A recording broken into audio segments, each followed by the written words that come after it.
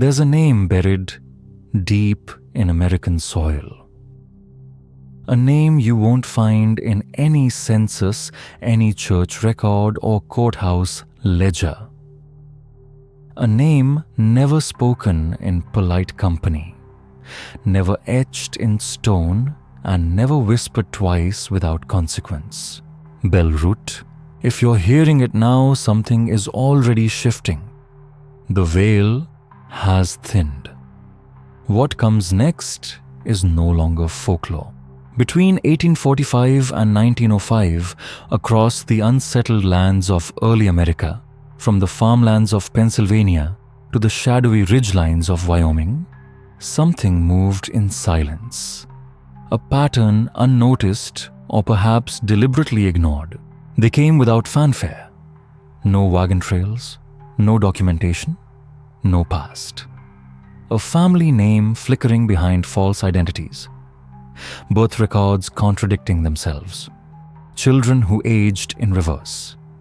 Triplets who weren't triplets. Twins who died before birth and were seen walking days, sometimes weeks after their funerals. And in the margins of Brittletown ledgers, where the ink had nearly faded, they are not what they seem. Always in the same hand, always shaking. Most towns blamed the strangeness on fever or madness, or simply the grief that grows in silence. Others blamed the weather. Some blamed the newcomers. Those who never truly settled, never quite looked like they belonged. But if you line up the sightings, if you follow the dates, the deaths, the storms, if you trace the symbols carved into headstones that have long since been scrubbed clean, what begins to emerge is no accident, no legend. It is a design, dark, deliberate, and older than any church bell that ever rang. This is not a ghost story. This is not a cautionary tale. This is blood and repetition. They came in threes. Always 3 wagons. Always 3 children. Always 3 deaths. And somehow, more than 3 shadows. Look closely at the earliest daguerreotypes, those rigid old photographs with staring faces. You'll see it. Reflections that don't match. Eyes too, knowing too ancient for such young faces. Children staring not into the camera, but through it towards something behind the lens that only they could see. In 1849, a country doctor in Ohio documented a pair of twins who never blinked. He wrote that their mother claimed to have carried them for 23 months. And on the night of their birth, one of them spoke in perfect Latin. The doctor tried to publish his findings. He vanished 7 days later. His office was torn apart. Pages of his journal were found scattered along the banks of the river. Only one note survived. They remember before they are born, in a mining town in Missouri, 3 sisters were locked in a cellar not for what they did, but for what the townsfolk feared they would undo. The words, "They will invert the town," were found scorched into the ceiling in a language no one claimed to know. And then days later, the entire town was swallowed by earth. No rain, no quake, no warning. The rescue parties searched the rubble. No bodies, only dozens of tiny shoes arranged in spirals. By 1853, the Whispers had found a name. The Bellroots. The Hollow Bend. You've heard pieces before, haven't you? A story. Caught in a dream. A phrase that gave you chills. That feeling when history just doesn't fit. But this wasn't the beginning. And it certainly wasn't the end. You want truth. Then listen, not just with your ears but with whatever part of you still believes. History isn't clean because it isn't. The story of the bell roots of the children who came from nowhere isn't some isolated myth. It's a pattern, a design, and once you see it, you cannot unsee it. Why were there so many triplets between 1845 and 1905? Why do baptismal records mention children who never attended church, yet appear again, decades later in states 1,000 miles apart, unchanged? Because they weren't born. They were planted. Folklore doesn't live this long. It fades. But this story grows stronger every time it's told. Self-aware, enduring, and most dangerous of all, contagious. I'm not here to entertain you. I'm here to leave something behind. Something you weren't meant to carry. And now that the name has reached you, Bellroot, you've seen the first thread. And threads have a way of unraveling everything. Welcome to the hollowing. Let's begin our descent. They called them triplets. Always triplets. No one asked questions. The newspapers printed it plainly. 3 new arrivals. No surnames, no birthdays, only arrival dates. Child A, Child B, Child C. Always after a tragedy. Floods, fires, fevers, towns barely standing. And then the children arrived, walking out of the tree line, blank-faced, clothes too clean, no dust, no tears, just there. One girl always wore a bell around her neck. One boy never spoke. He held a book no one else could open. And the third was different. Sometimes a boy, sometimes a girl. Always with a limp. Always the last to speak. Always the one who looked straight into the eyes of the mayor, the preacher, the sheriff, and said, "You dreamed of us, didn't you?" And no one ever answered. At first the towns accepted them. Pity does that. People want to believe in second chances. They want to believe orphan children can be saved. But within a week, the whispers would start. It always started small. The livestock would stop breeding. Dogs would circle the house and bark until they collapsed from exhaustion. Babies cried until their lungs simply gave out. And on the third night, always, the dream came. A room with no corners. A candle burning with a blue flame. And one of the children standing at the foot of your bed, holding your name in their hand like a dead bird. Soft, cold, lifeless. Most brushed it off. Dreams. Folklore. Shared hysteria. You'll see the reports clergy called in physicians, consulted experts debating the inexplicable, but you'll never find follow-ups. Why? Because the towns that took the triplets in didn't stay towns for long. They disappeared. And there's a reason you've never heard of Fort Adley, Missouri. Before the arrival, it had a population of 6, then 12. Then 3 children appeared in 1861 just after a barn fire took out an entire family. No one asked where the siblings came from. They were simply found. And then, within a month, the town was gone. Not destroyed, not burned, just gone. Train routes that once passed through reported unstable tracks. Surveyors went to investigate. They found only flat grassland, no foundations, No rubble, just soft earth as if the town had never been built at all. But if you really dig, into Civil War field logs, you'll find one offhand report. A Union battalion wrote of marching across prairie land and hearing children singing from underground. It wasn't the first time that report surfaced, and it wouldn't be the last. Because again and again, triplets.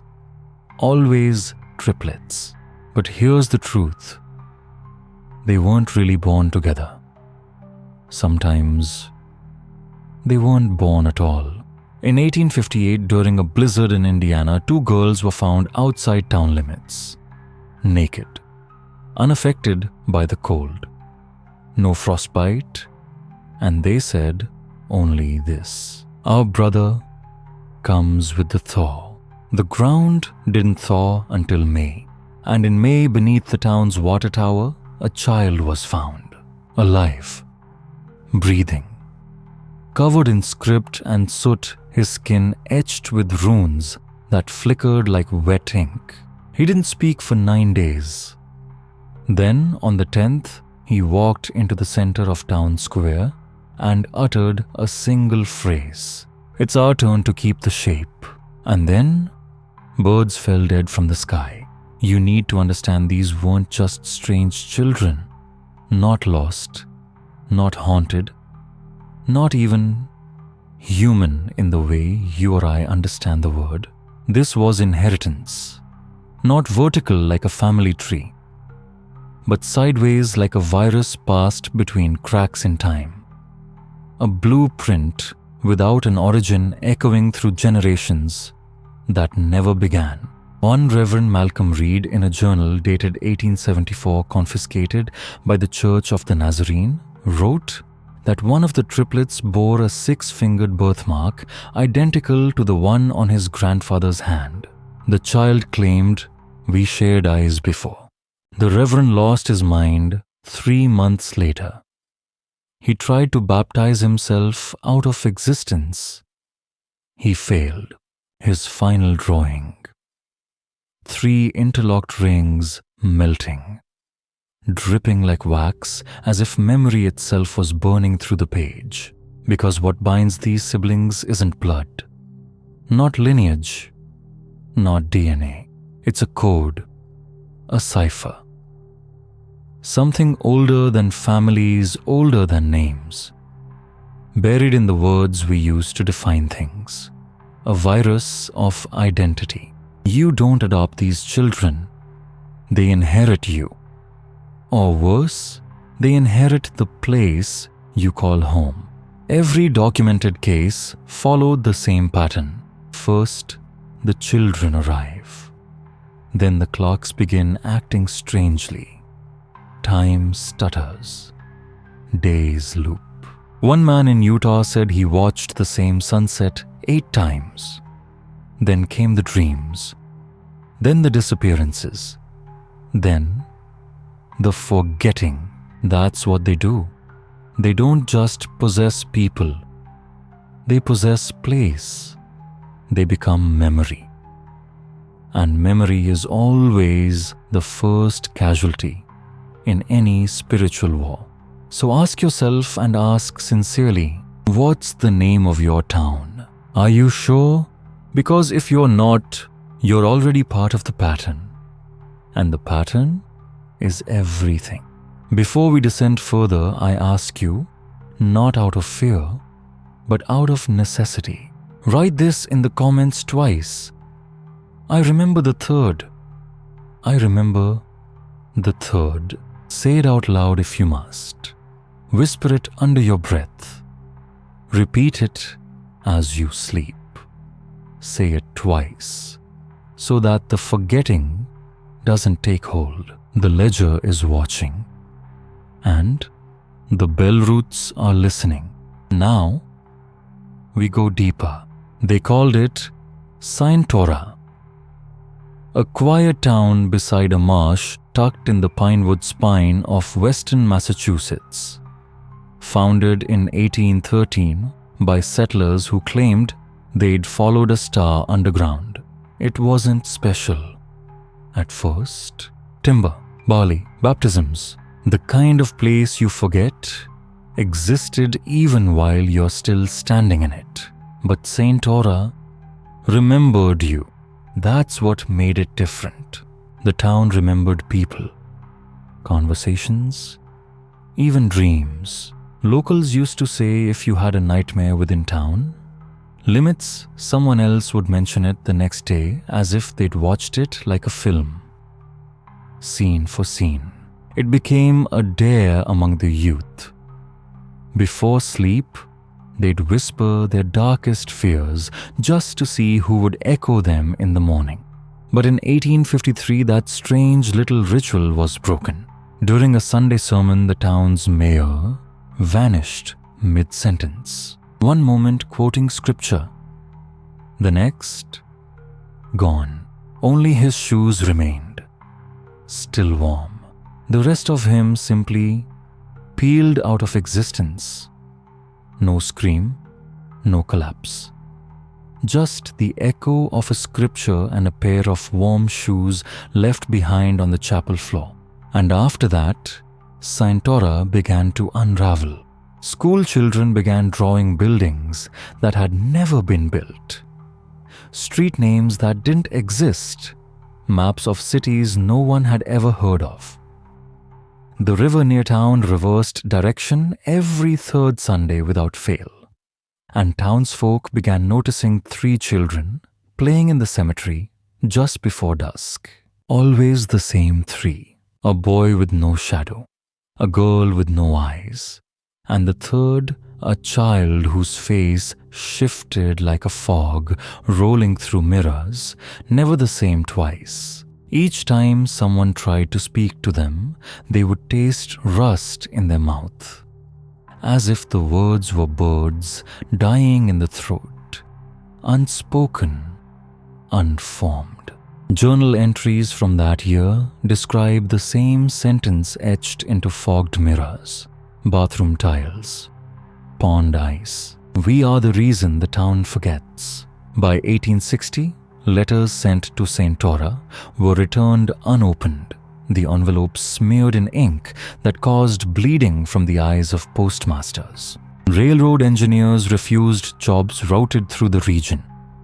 And on September 3rd, 1861, every official mention of Saint Aura vanished from government maps. Not crossed out, not blacked out, erased. Even neighboring towns claimed not to remember Saint Aura at all, not from hatred or scandal, but from something deeper. A deliberate forgetting, like trying to remember a tooth you never had.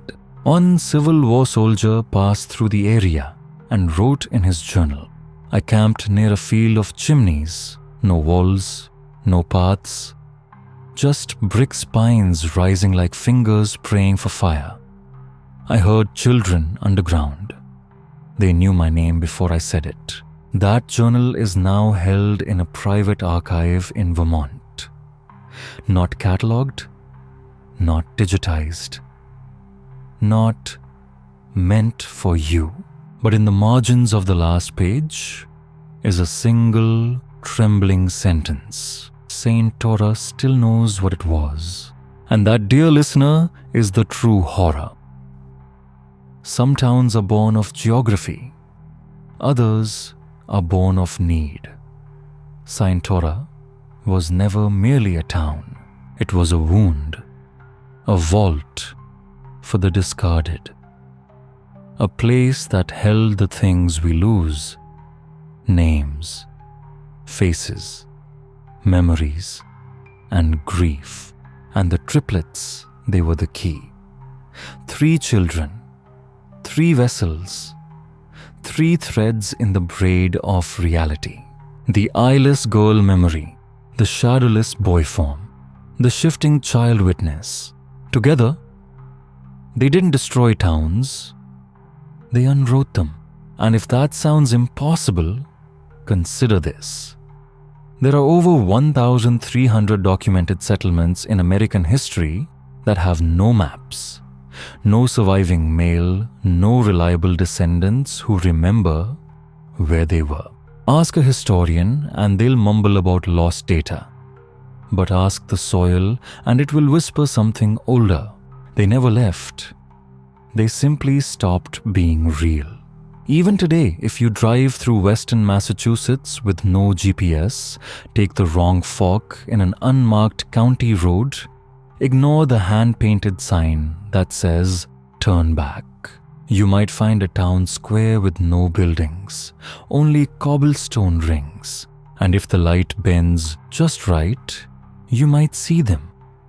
3 children playing marbles with stones shaped like teeth. Do not speak to them. Do not acknowledge them. And above all, do not ask them your name, because they'll tell you. And it won't be the name your parents gave you. It will be the name that remembers you. The one you left behind when you died last time. And once you hear it, Saintora will know you've returned. So if you still can, type it in the comments. Say it out loud. Say it twice. I remember the third. I remember the third. To forget is to dissolve. And the triplets feed on what dissolves. 1872. A man named Dr. Emmerich Harlan arrived in the hamlet of Stowe Hollow, Vermont. He brought no wife, no cart, only a single wooden trunk wrapped in chains, and a letter of recommendation from a German medical school that had been defunct for over a decade. The townsfolk called him the Night Doctor, because he never left his cabin during the day, because they heard screams, soft, childlike, distant from his cellar. They thought he was studying illness, but he wasn't. He was studying persistence, not the persistence of disease, of children. You see, Dr. Harlan was obsessed with a question that medicine had long abandoned. Why do some children return in every generation? He didn't mean ghosts, not reincarnation, not metaphor. He meant literally. The same 3 children, same faces, same names, same gestures, born to different mothers in different towns after every major tragedy. He traced them in plague carts during the Black Death in 1348 London, on slave ships crossing the Atlantic, in a photograph from Gettysburg where no children were ever reported, in a charcoal sketch pulled from the ashes of the Great Chicago Fire. Each image, each record, always the same. The eyeless girl with a stitched mouth, the boy with no shadow, cradling a dead robin, and the third face always shifting, but always wearing a red scarf. Dr. Harlan documented them all. He compiled what became known as the Black Ledger.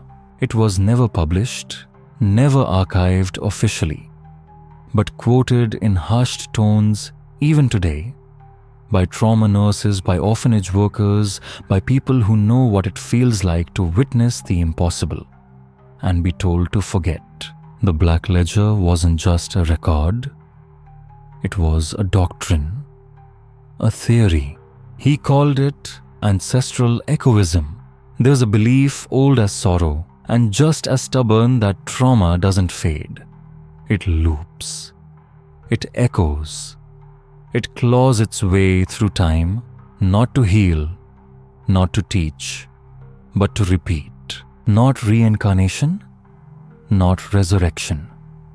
Something darker. A rhythm of pain that finds its voice again, most often in the smallest throats. Dr. Harlan kept notes. Many dismissed them. A few read them twice. One passage haunts the ledger he left behind. Children are the softest points in time. That's where grief enters the body of the world. And sometimes, grief remembers their names too well to let them go. Between 1873 and 1875, Dr. Harlan performed 47 autopsies on unidentified children. 47. Each of them had been found near disasters. Train wrecks, factory implosions, building fires, even the infamous lightning strike that turned a schoolhouse into ash in 1874. And though they were discovered across different cities in different seasons, every child had the same 3 anomalies. No fingerprints, teeth that formed irregular spirals as if drawn by a geometry that wasn't quite human, and behind the left eye socket, something he called the remnant bone. A small curled horn made of black cartilage. He kept his findings quiet until specimen 12, a girl, mid-dissection. Her body jerked upright, not gasping, not flailing, calm, deliberate. She looked right at him and whispered, "You cut the wrong one." The third is not in the body. Then just as suddenly, she died again. Eyes open, mouth smiling, and her blood never clotted. That was the moment Harlan understood he hadn't been studying children. He'd been watching something rehearse, a triad, a cosmic muscle memory. Of course, decades later, scholars tried to dismiss him as deranged. But then, the ledger resurfaced, not once, twice. First in 1913, walled up inside the ruins of a hospital in Pennsylvania. Then again in 1982, wrapped in a burial shroud in the basement of a long-abandoned orphanage in Alabama. The cloth was still warm.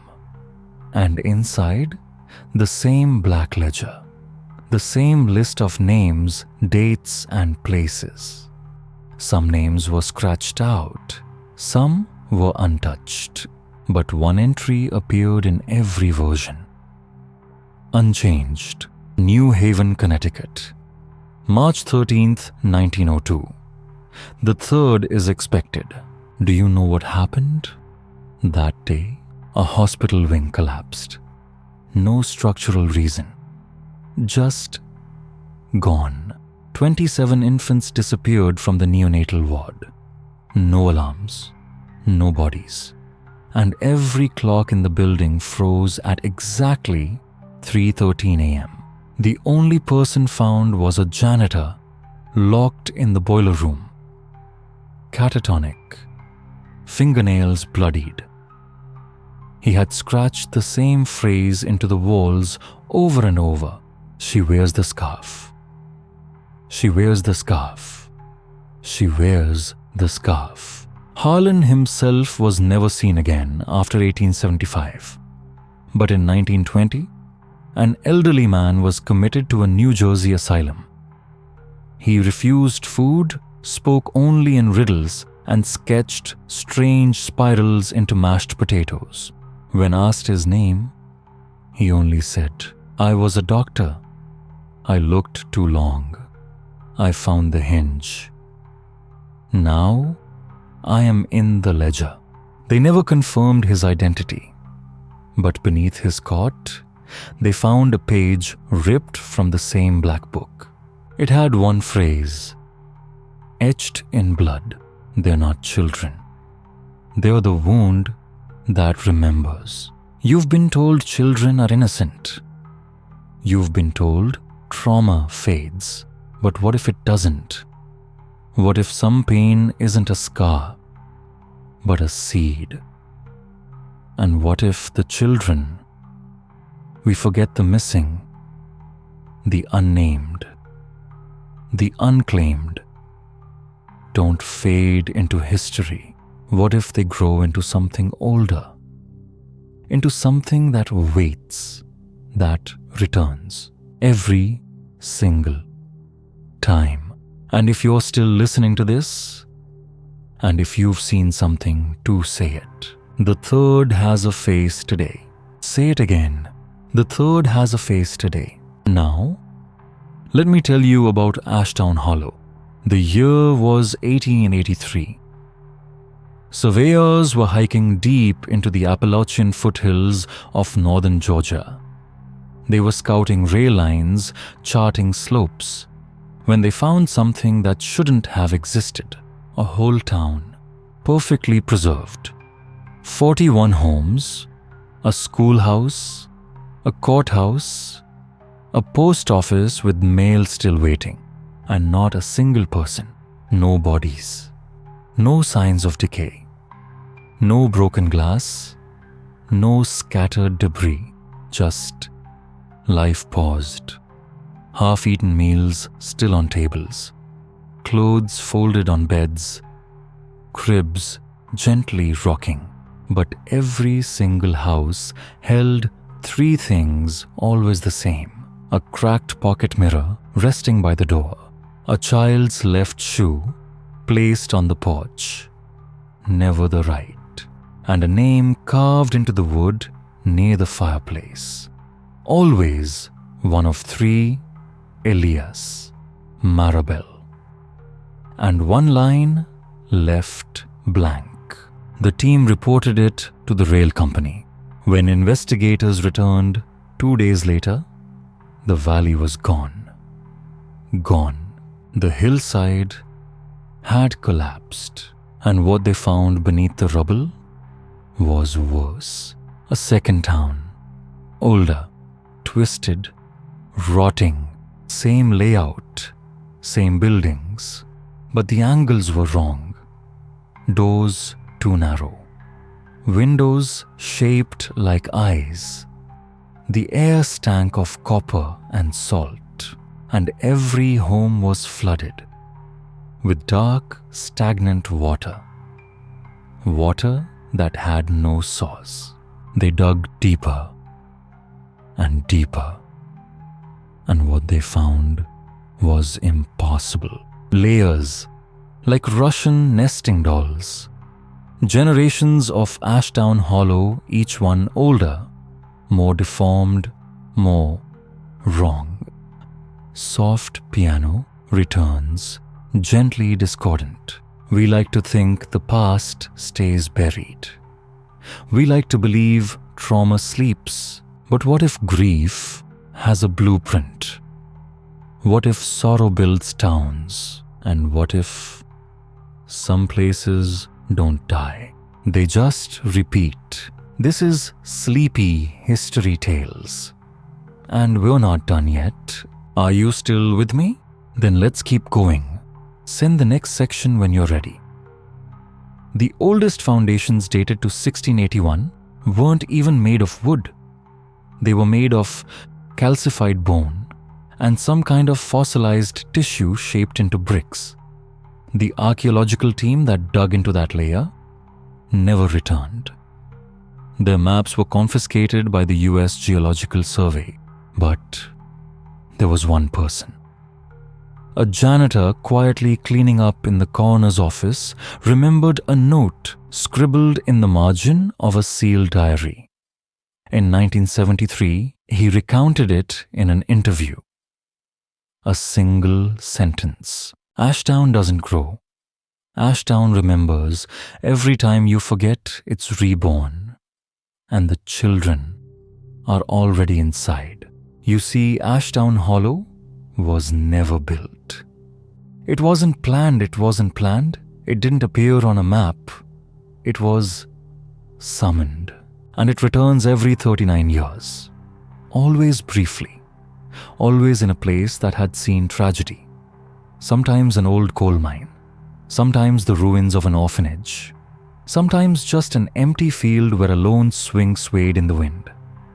And always 41 houses, 41 mirrors, 41 names. But this part, people didn't talk about, at least not publicly, because those mirrors reflected nothing but a room, the third child's room.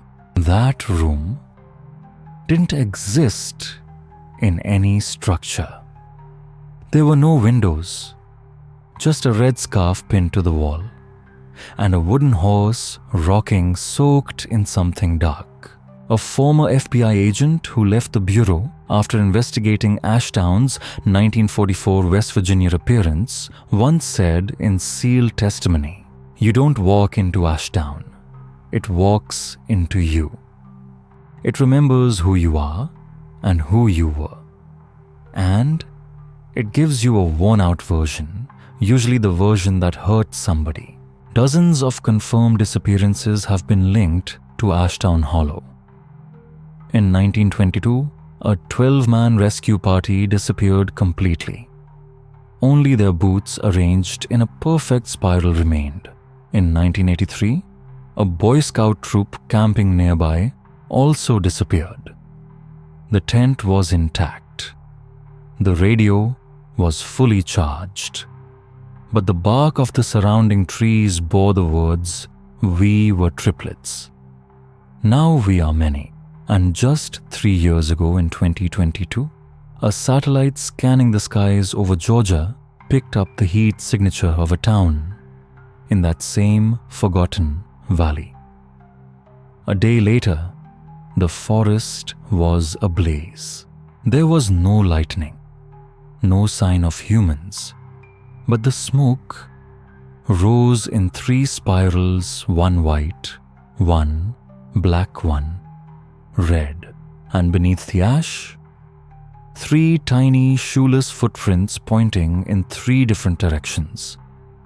In the center was a larger misshapen footprint, its toes pointing backwards. Not human. Some say Ashtown is a time loop. Some say it's a punishment. Some believe it's a birth canal giving birth to something that has no mother. Only memories, those who do know, whisper something else. Ashtown is the original town, not in Georgia, not in America, but the first, where the name third child was first uttered, where children stopped being born and began being summoned. If one day you see a child standing alone in the woods and he hands you a mirror, don't look, don't speak, because if you do, you'll see a childhood image of yourself, but not your face. And that version, it wants to come out. Her name is Irene Mallory. For nearly 30 years, she's been nothing more than a file clerk in a quiet hallway at the DC Department of Child Welfare. No credentials, no badge, just paper cuts and cold coffee every morning. Until one day, she walks into the secret archives room and locked the door from the inside. Then, the incident was labeled unexpected power failure. But 3 floors above, the electricity surged, papers caught fire. The sprinkler system failed.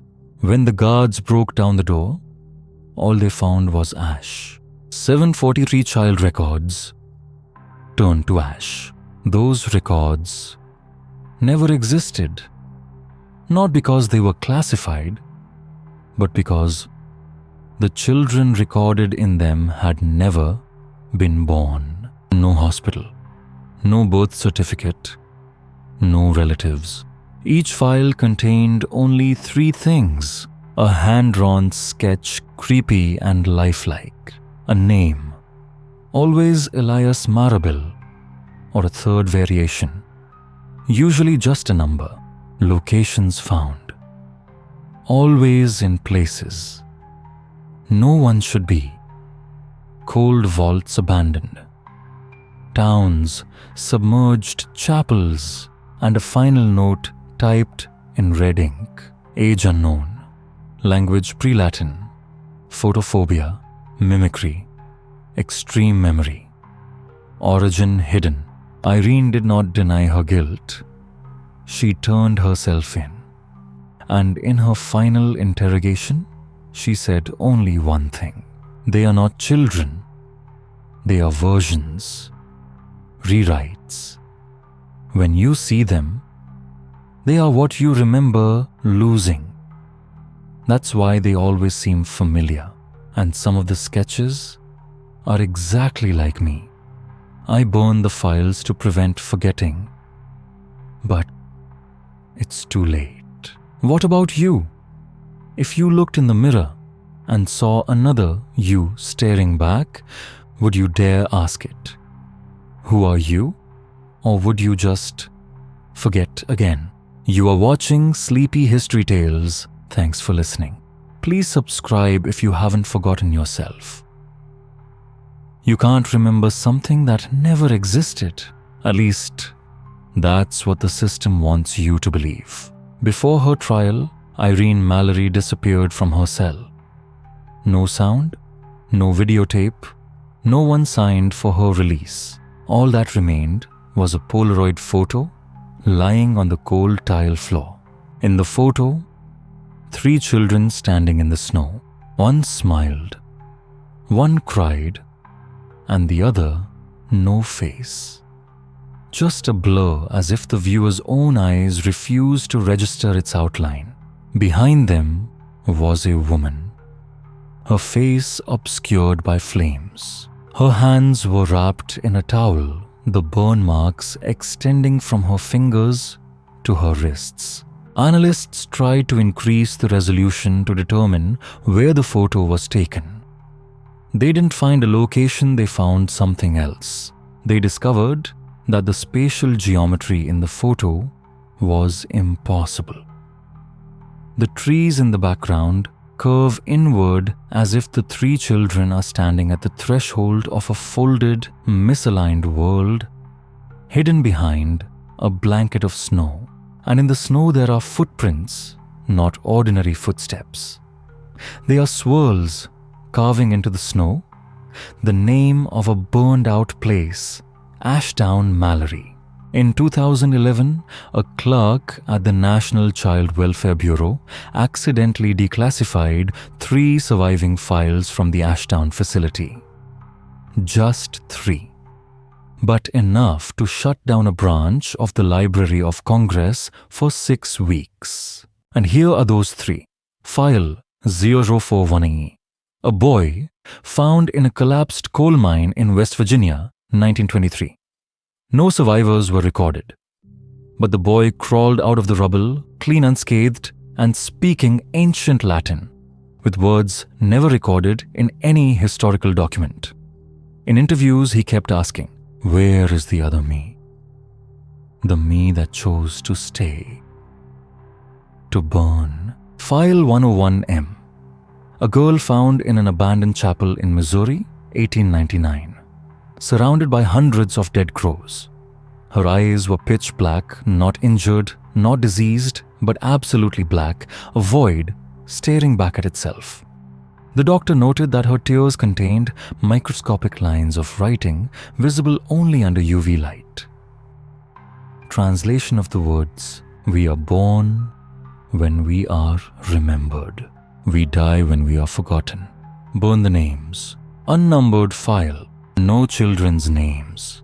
Just a scribble, a glass house, surrounded by 3 identical silhouettes.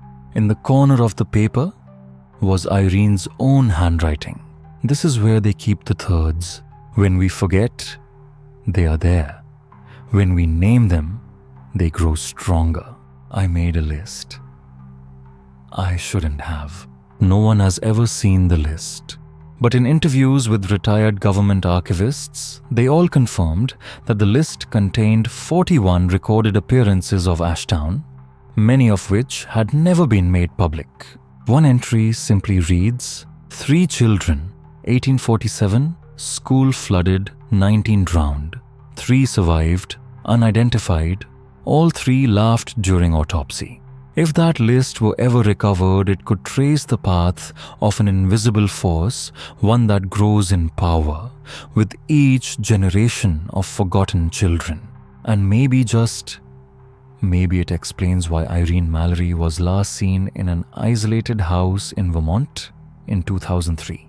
In that house, Irene's fingerprints on a charred crib, a shattered mirror, and a rocking horse soaked with something black. The house does not exist in any local records. There is no insurance, When the fire department arrived, they reported there was no front door, just a hole in the wall where a mirror used to be. Now go back further to 19th century Rome. In the Vatican's thousands of archives, you'll find countless accounts of miraculous children, holy children, angelic trios, babies who glowed or spoke languages no one understood. But in the basement of the Congregation for the Causes of Saints, there is a group of locked files called Santi Infantia Nonici, Unrecognized Saints. These are cases that the Church has rejected, not because they are doctrinally incorrect, but because these children did not perform miracles. They caused holes in memories, split timelines, and caused a bishop to forget his own name in the middle of a sermon, starting to say it backwards. In 1853, in the small town of Vala, near Rome, there was a Marian apparition. Nothing unusual except for the witnesses, 3 identical children, none of whom lived in the area, standing barefoot in the middle of a hill, humming the same tune and reading the dreams of saints who never existed. Father Julio Orsini sent a report of the event to the Holy See. The report was rejected. Julio was sent to a remote monastery where he was forced to remain silent for the rest of his life. But in 1979, his personal diary was found. In it, he wrote, "They don't talk like children. They talk like echoes. Each of their words makes my teeth hurt." One said he dreamed of burned-out churches that had never been built. One whispered my mother's name, though I never told it to anyone. And the last one looked at me with a face I had seen before in a broken mirror when I was a child. Father Julio concluded, "They are not saints. They are reminders." But the Vatican did not stand still. Between 1850 and 1930, 26 exorcisms were performed in villages that had no signs of demons. All of them were carried out immediately after the sightings of strange children. And after each one, religious symbols, especially crosses, were destroyed. Not indiscriminately, but very specifically, crosses with images of Jesus looking away. Not at the sheep, but as if avoiding something or someone. 3 popes secretly ordered investigations. Pope Pius IX founded a secret society called Militus Noctis, the Knights of the Night, with a single mission to monitor and record the non-miraculous children. Leo XIII ordered copies of all triplets' birth records in several dioceses, which was sent directly to a vault beneath the Castel Sant'Angelo fortress, where no low-ranking priest was allowed to enter. But perhaps the most chilling note was the one Pope Pius VI hand-wrote in the margin of his prayer book while he was in a feverish coma in 1905, "We have canonized one wrongly." The other 2 followed him. They have his face and take advantage of his silence. These children, according to secret Vatican documents, were not merely anomalies. They were mechanisms. A 1911 manuscript, never published, called them Trinitas Specularum, or 3 mirrors. The theologians who worked on the document made a chilling argument that these children were not born, but projected into the world from human pain, from repetition or worse, from incomplete memory. They don't exist because we remember. They exist because we remember wrongly.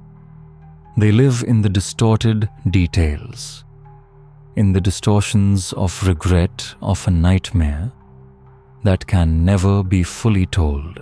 Have you ever misremembered someone's name? A familiar face that you couldn't name? Maybe. You're not wrong. Maybe it's precisely that distortion that allows these things to exist. One case that the Vatican sealed in 1894. Father Ero Manzetti Pope Leo's personal exorcist, submitted a written top-secret testimony kept in the Vatican archives. In it, he told of a bell tower in Umbria. The people said that every time the church bell rang during a storm, 3 children would appear, and every time an altar boy would die. No missing, no blood. But the people of the parish suddenly forgot what year it was. The church was inverted, the echoes from the altar sounding like a cave in the rocks. The last sentence of Father Manzetti's testimony simply reads, "This is not a demon. This is the shape of sin." When men forget how it began, the church was sealed. The bell tower collapsed. There was no earthquake, no unusual weather, just stone dust. And among the rubble were found 3 small child-shaped indentations, as if something had stood there too long, and time had burned through the stone. But the most chilling evidence may be found in a papal decree classified as Apocrypha, that is unofficial, issued in 1907. It contained a simple but chilling line.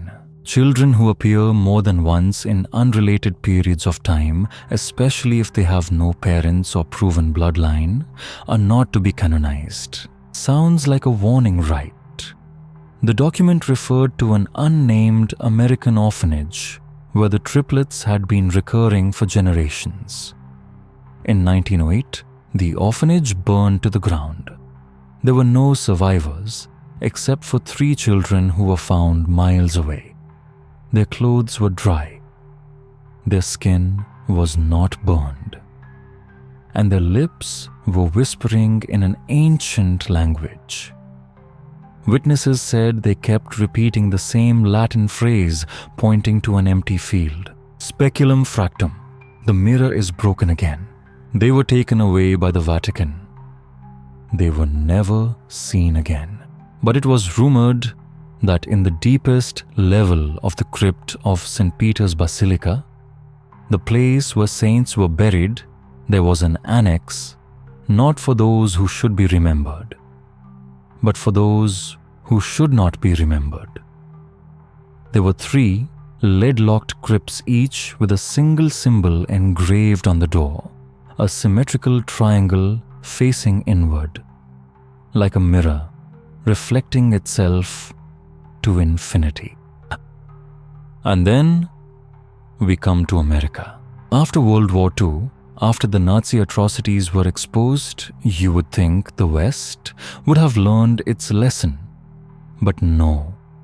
They just changed their methods and their targets.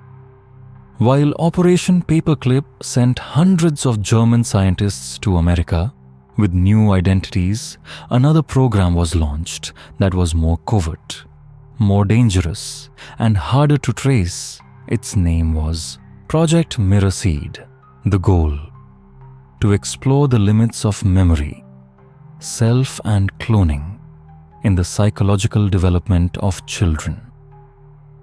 The most important subjects: triplets. Why? Because triplets can be separated. One for the military, one for the mental hospital, one for society. They share the same DNA, but they are raised differently, as living experiments in destiny and personality. The most famous case leaked decades later under false names: the Bellport brothers, born in 1951 on Long Island, New York. The 3 children were separated at birth. One was raised by an Orthodox Jewish family in Brooklyn, one by a working-class Catholic family in Queens. The third was placed in a psychology research program at Columbia University, led by Dr. Winthrop Halsey, a man with suspected CIA connections. The 3 children, unaware of each other's existence, but had the same dream. They all felt a missing body part, a phantom arm, as if one of them had a scar that they themselves did not have. And all three, according to the story, were obsessed with mirrors. In 1975, two of the three met again by chance in college. From there, the mystery began to unravel. One of the girls was found dead in a soundproof room months later. There was no sign of a struggle, no injuries, just a broken mirror and a message scrawled into the wooden floor. "I wasn't supposed to see you both." The story was quickly quashed. They said it was suicide. But then an independent journalist got access to the leaked files and a terrifying pattern emerged. Between 1945 and 1970, more than 300 sets of triplets were separated across the United States. They were raised in opposing psychological environments, some in orphanages, some adopted, some completely lost to public records. But they all had one thing in common. Each child was being watched by a social worker who never aged, never changed his name, and always wore mirrored sunglasses even indoors. No photographs, just sketches drawn by children. 3 silhouettes standing behind glass. Have you ever wondered, what are they really looking for? Evidence for the heredity over environment theory? No. They are trying to create cracks in the human being. And in doing so, they hope to find something older than any belief ever written. In classified documents, the phenomenon is called echolalia, the moment when a child begins to recall the memories of a twin it has never met. Timelines begin to overlap as if consciousness is no longer confined to one body. The most notable case occurred in Calumet in 1962. 3 girls born on the same day were separated shortly after birth. When they were 11, all 3 were committed to different psychiatric facilities for strange behavior. One refused to respond to her real name. She insisted that her name was Lily, the name of a sister she had never met. One drew detailed architectural plans of a house she had never been to the place where the second girl was raised. The third girl was completely mute. When she finally began to speak, she spoke backwards, a strange language made up of collective dreams, read from back to front. Documentation of the case was classified as a theta echo file, but one page escaped a leak by a former NSA employee.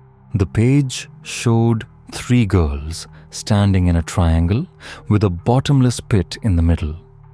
The caption read, "When they align, the portal remembers." Not metaphor, not madness. Portal. Because Project Mirrorseed was never about identity. It was about access. The government believed that certain children, when separated and then reunited, could become portals to dimensions beyond the human mind. Not religion, not aliens, but the architecture of consciousness itself. They believed that consciousness was a building and triplets were keys to long-forgotten chambers. In 1968, the project was abruptly terminated. Or at least, they say so. The last line of the file reads, "Subject unstable. Sibling convergence is distorting local memories for outsiders. One town reports a shared memory of a day that never happened. Recommend termination, quarantine, oblivion." And then the final warning. Last unchecked triplets may clone themselves if exposed to reflected light. We're not talking about superstition anymore. We're talking about the weaponization of blood memories and forgotten trauma. And if you think the show stopped in the 60s, wait until you hear about what happened in 1985 when an entire Midwestern town forgot it had a school for twins, until a fire burned it down and revealed what lay beneath. There's a place in Nebraska that every map forgot to record. People used to call it Briar Glen. But after 1985, no census record ever mentioned it again, because no one had the nerve to admit it ever existed. What we do know is this: that spring fire crews responded to reports of smoke 40 miles west of Lincoln. They thought it was a wildfire, but what they found was much worse. A building, a former schoolhouse buried deep in the wilderness, had burned to the ground. There were no roads leading to it, no homes nearby, no signs of fire spreading. And here's the most haunting part: no building, permits, no utilities, no records of any kind. But the foundation was real. The burned out swings were real. And beneath the ashes, they found 22 small desks neatly lined up, all facing a mirrored wall. The mirror was shattered in the middle. No blackboard, no books, just a vinyl record, unburned, unlabeled. Just the words etched around the edge. They were not born at first. The rest of the town, if you could call it that, was architectural ghosts. Sidewalks leading to nowhere, power poles without wires, fences with no houses behind them. And the last thing that stunned the investigators: not a single firefighter could remember how they got there. If you've listened this far, thank you. But remember, mirrors don't just reflect, they remember.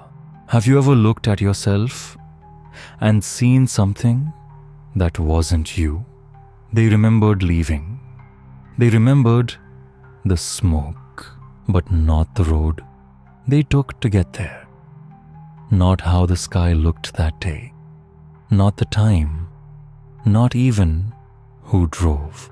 And then, beneath the foundation of the place that should have never stood, they found it. A hidden corridor, cold quiet, lined with metal. At the end, a sealed vault, marked only with a strange symbol, a triangle. 3 eyes, each one weeping a single glass tear. Inside was no treasure, no answers, just layers of disturbing documentation, rows of class portraits, but the same children, again and again, year after year, each aged 5 to 14, identical, twins, triplets, always in pairs or threes. Attendance logs confirmed it, no singletons, ever. And then came the strangest object, a book, bound not in leather but in aluminum. Its title etched with something sharp and angry: The Unmade Syllabus. No lessons, no math, no history, no literature, only rituals, mirror exercises, repetition chants, empathy synchronizations designed to what? Collapse identity, erase difference. One entry was dated 1981, titled simply Reflection Day. It described a ceremony: 2 children placed in mirrored rooms, told to speak the same words at the same time, over and over, until one of them stopped having thoughts of their own.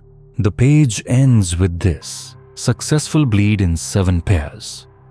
1 spontaneous convergence. Subject disappeared mid-sentence. Mirror cracked. Class dismissed. Let that sit with you for a moment. Who ran this place? That question has no clean answer.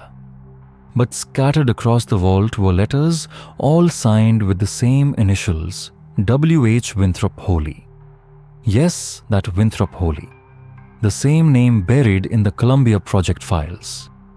The man behind the mirror seed experiments. The man declared dead in 1973.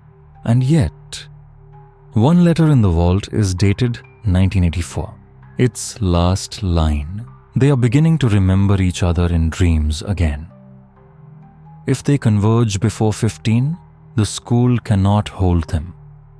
The building isn't real. It's their mutual illusion. But if it burns, the illusion dies with it. And that's what happened. The school, this mirror labyrinth they built inside their minds, it burned. But reality didn't just go back to normal. Towns nearby started reporting strange disturbances. Children waking with vivid memories of schools they'd never attended. Twins saying their sibling felt smaller after the smoke came. Parents forgetting birthdays. Entire photo albums gone blank. Then came the vanishings. 7 children disappeared, each with a living twin left behind. No signs of forced entry, no struggle. Only shattered mirrors in their rooms. And the scent of burnt paper lingering in the air. Authorities chalked it up to clerical errors. Mass memory distortion, they said. But tell that to the parents. One surviving twin, now an adult, agreed to be interviewed anonymously in 1992. This is what they said. She and I weren't two people. We were two halves of a key. When the fire took the school, it didn't take her body. It took the lock. And something opened. I hear her thoughts now. And she's not where we are. Then silence. The interviewer vanished the following year. His tape recorder turned up in an antique store in Missouri, 2001. Still running. The final sound on the tape. 2 children laughing. Then a crack. Then a voice, no 2 voices saying in perfect unison, "We remembered too much." What was this place? A laboratory? A cult? Or something far more terrifying? An echo chamber built to hatch something non-human from the raw material of the human mind. Among the last documents in the vault was a term that chills even on paper. The Conjoined Consciousness Protocol. The goal: to build a mind. A singular intelligence across many bodies. Not born but remembered into being. According to the final page of the unmade syllabus, only fire can end the dream. But once a child knows they're dreaming, the fire becomes memory. And memory always returns. June 3rd, 1971. Black Ridge Research Complex. Buried deep under 7 layers of earth and concrete in Wyoming. Officially, just another agricultural testing site.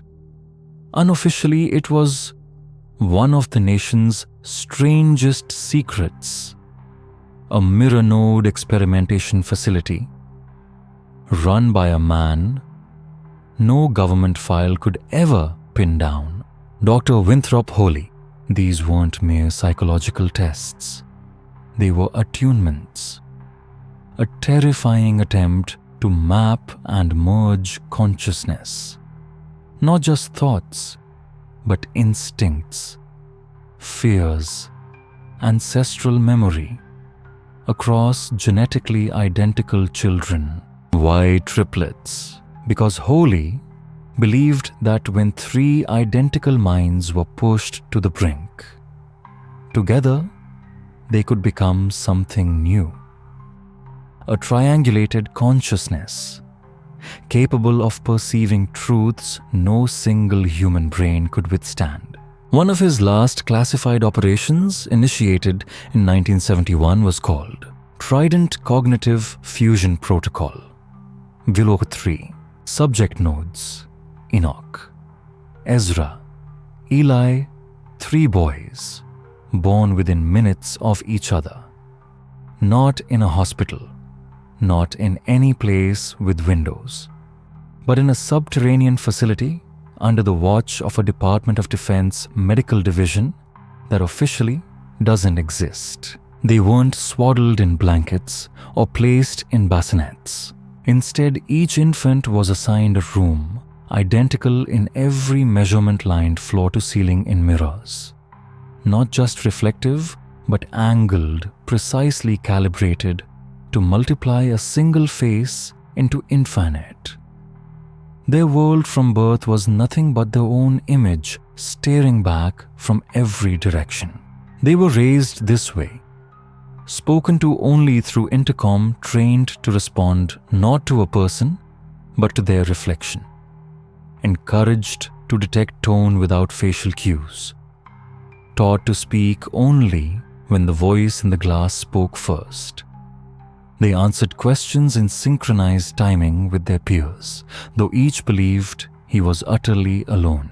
No mention of brothers, no mention of others. And then on May 29, 1971, that illusion collapsed.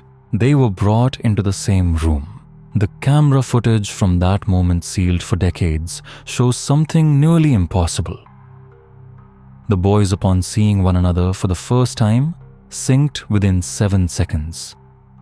Breathing, blinking posture, identical.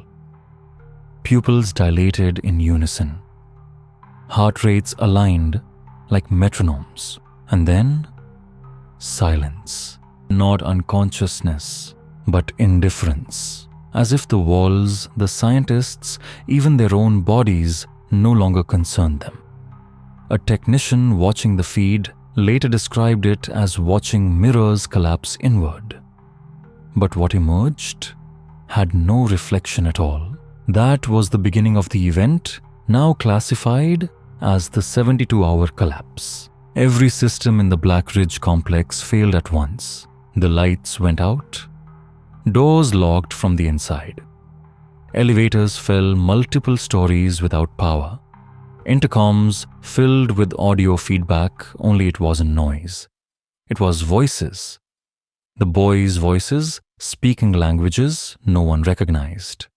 Some backwards, some layered over each other. Security staff began forgetting each other's names. One guard was found curled in a corner weeping, repeating, "I know I had a mother, but her face is gone. I can't remember ever seeing her." By hour 26, all external communication stopped. Even analog radios, immune to digital interference, went completely dead.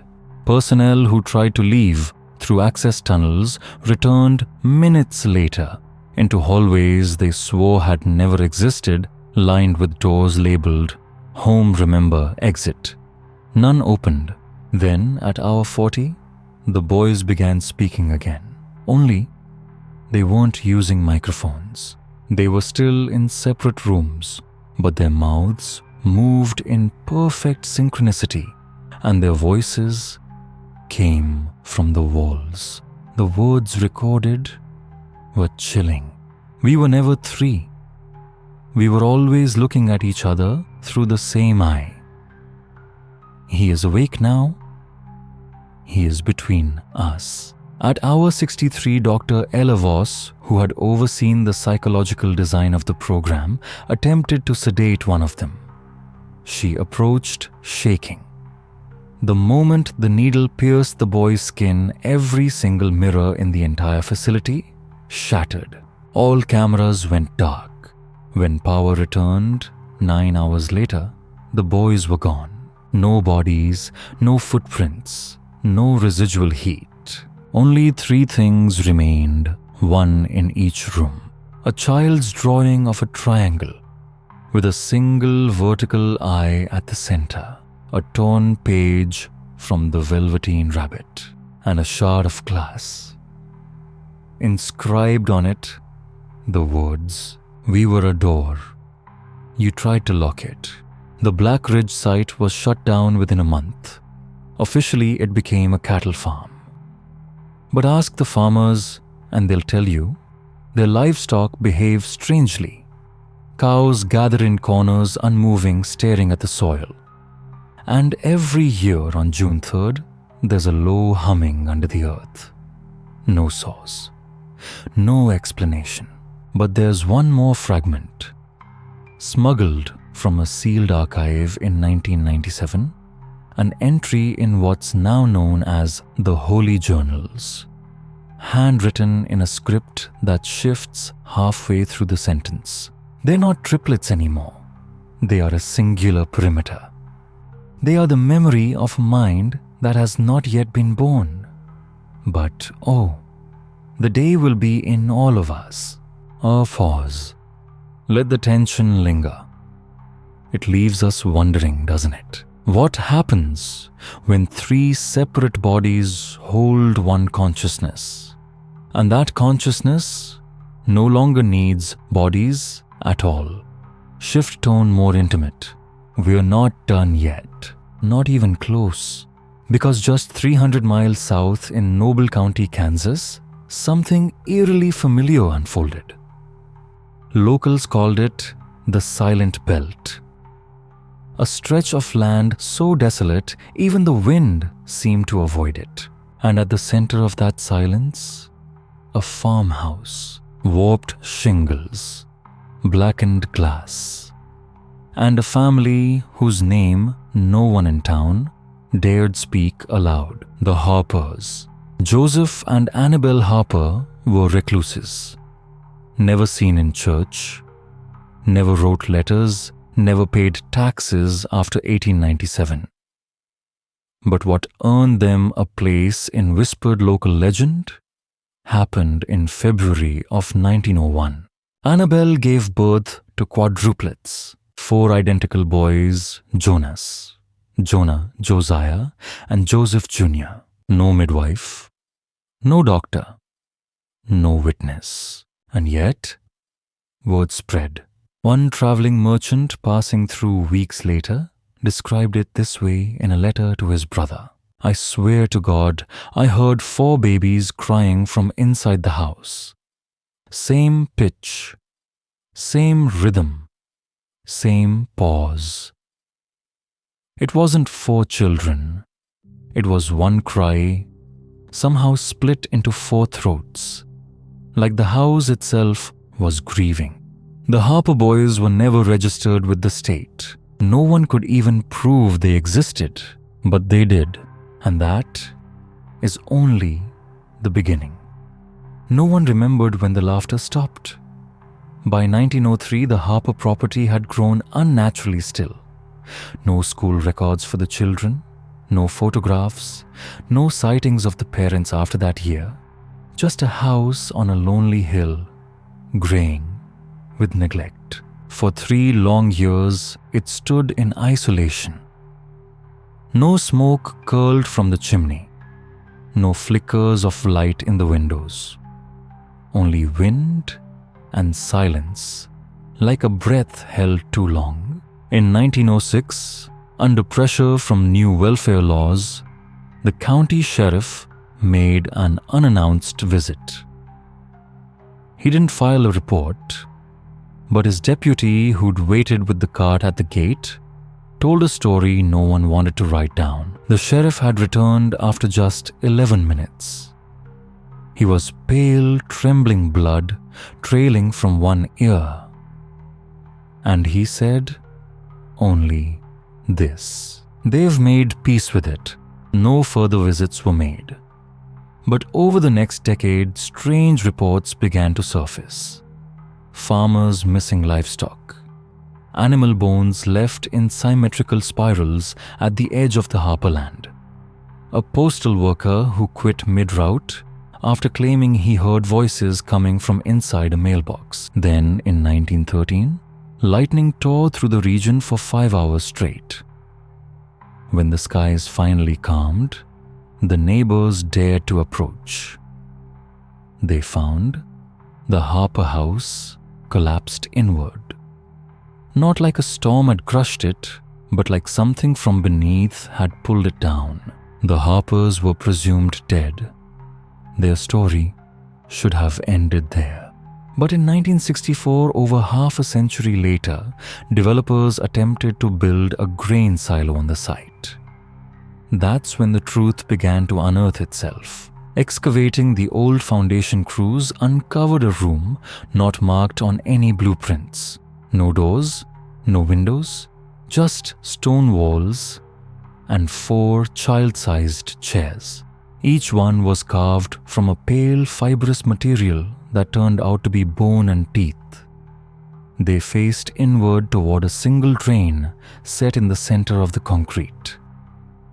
Around its rim, someone had scratched the following in rough English: "Sing to stay. Stop to starve." The deeper they dug, the worse it became. Beneath the foundation was a hollow cavity 15 feet deep and 40 feet wide.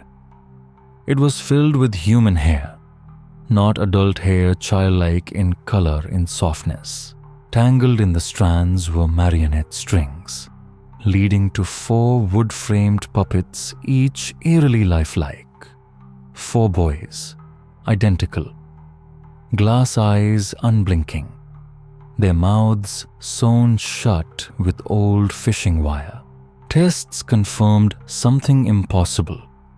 No resin, no glue, no wax. The puppets were made entirely of organic tissue.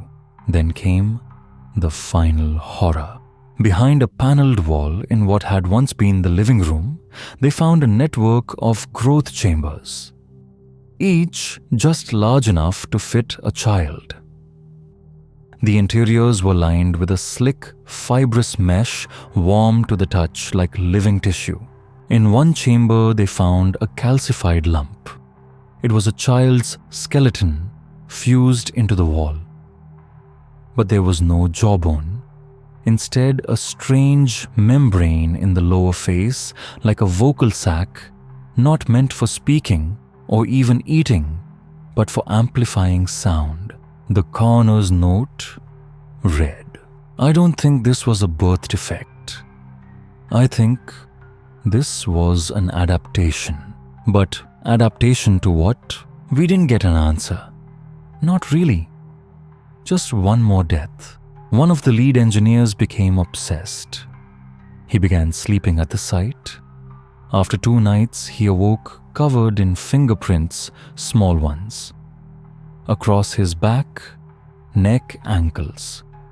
No children were present. On the 3rd night, he was found dead.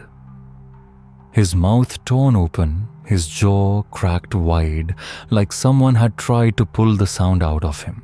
On the back of his clipboard, someone had taped a note in his own handwriting. It read, "The house wasn't haunted, it was feeding. They sang to keep eyes, tired, asleep. But it's hungry again, and there are no more Harper boys to sing."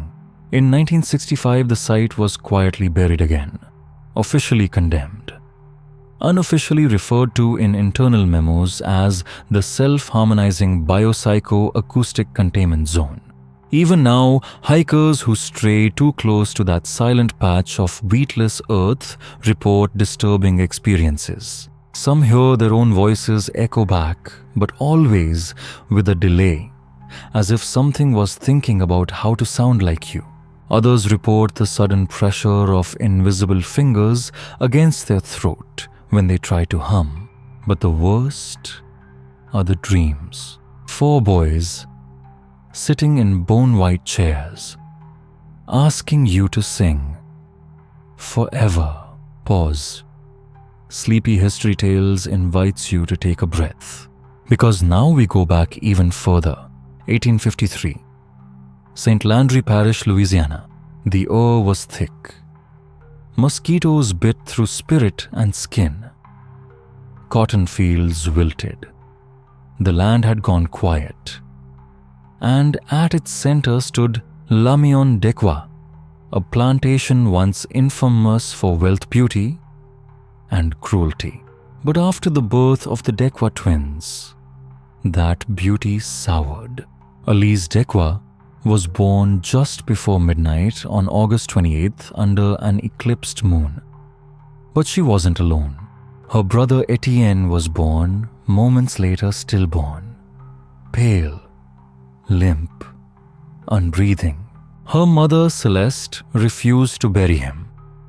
For 3 days, she rocked his cold body, whispering, "He is still thinking." When the boy was finally interred, Elise screamed. For hours, inconsolable, until someone placed Etienne's coffin near her crib. Then, she was silent. And from that silence, something strange began. She never babbled, never cooed, never spoke her first word aloud. But by the age of 2, Elise could write in Latin Greek and in a dialect even her father, a classically trained scholar, could not name. She knew things she shouldn't. Where house servants had stashed stolen jewelry. What the overseer whispered to his lover after dark. Where the dogs had buried the bones of a drowned child. And she spoke in dreams, not her own, theirs. One slave described waking in the middle of the night to find Elise standing over her, whispering in a voice that was 2 voices woven together like threads.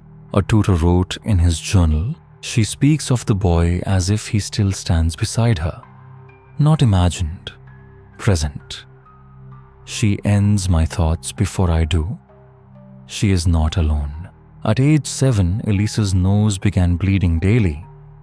Doctors came from Baton Rouge and New Orleans, each baffled, until one, a German neurologist named Dr. Ewald Lieber, offered a radical explanation.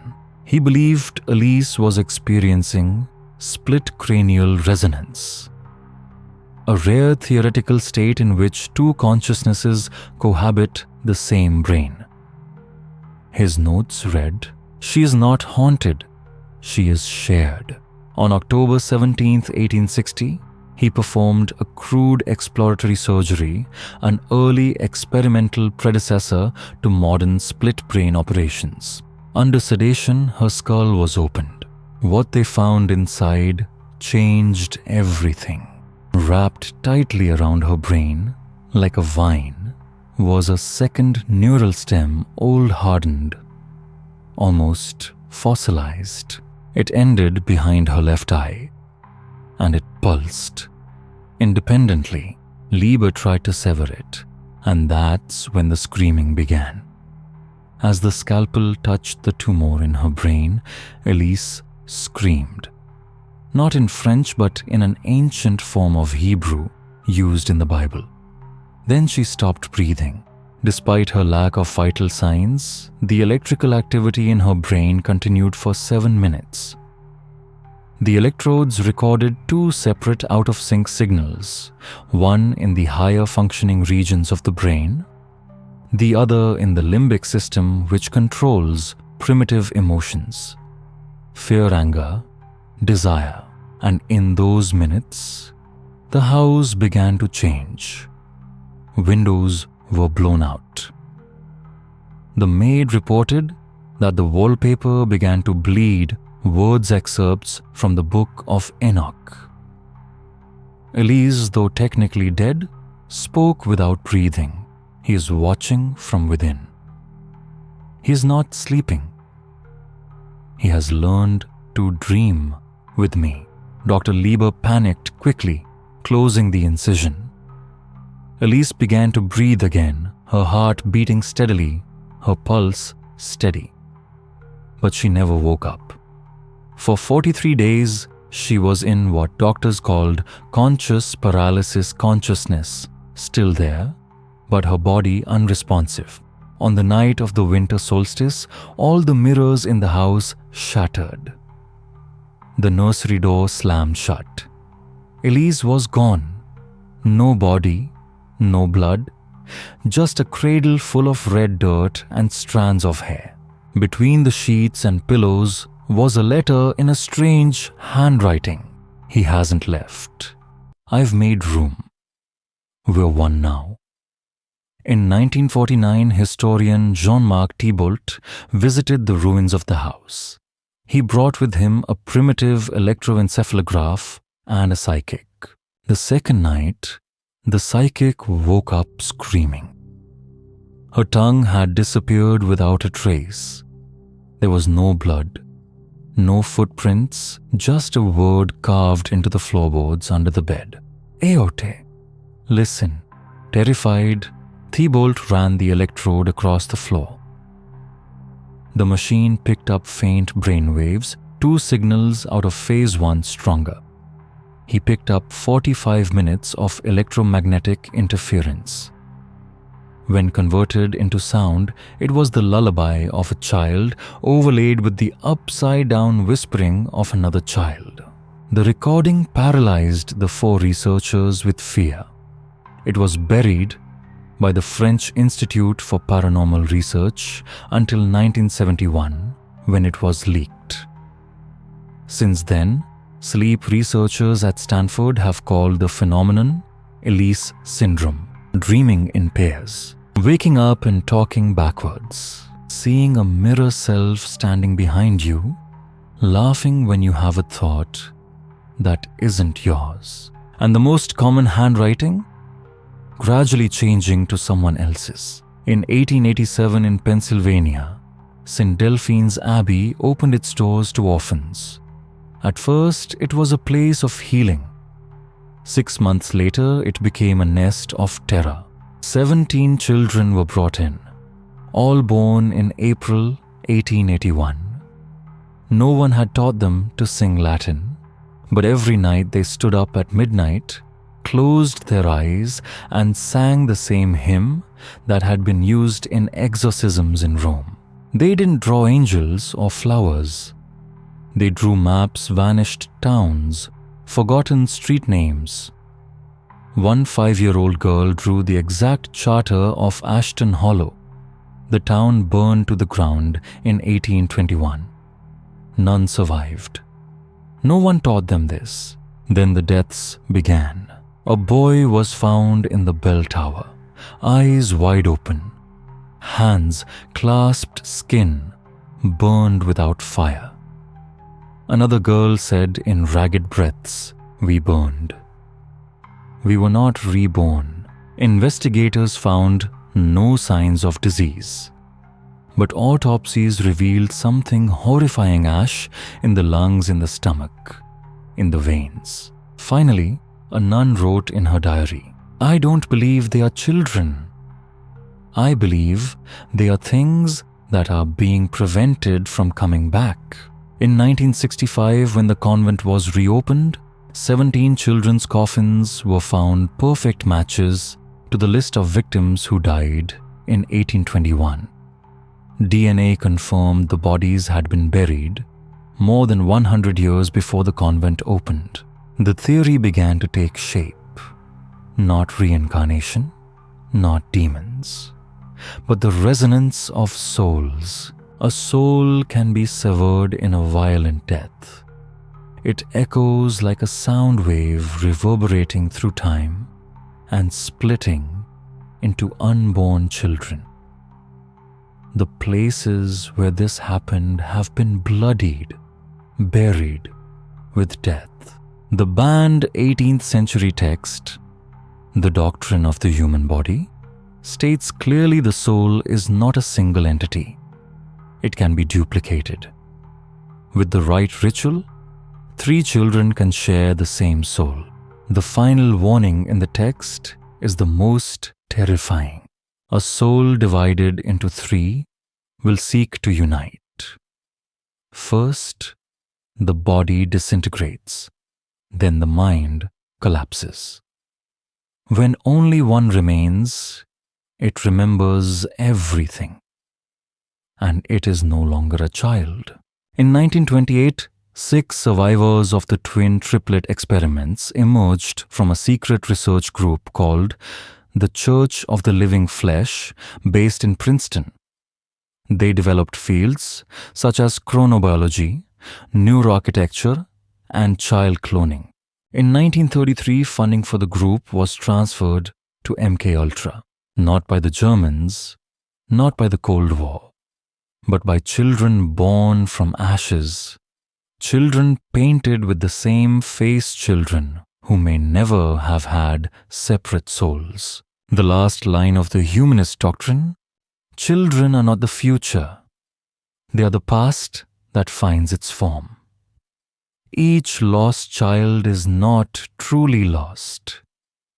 They are sent back into many bodies, and in one, He. How many souls do you have? And if you dream of someone else's death, are you sure it's not your own?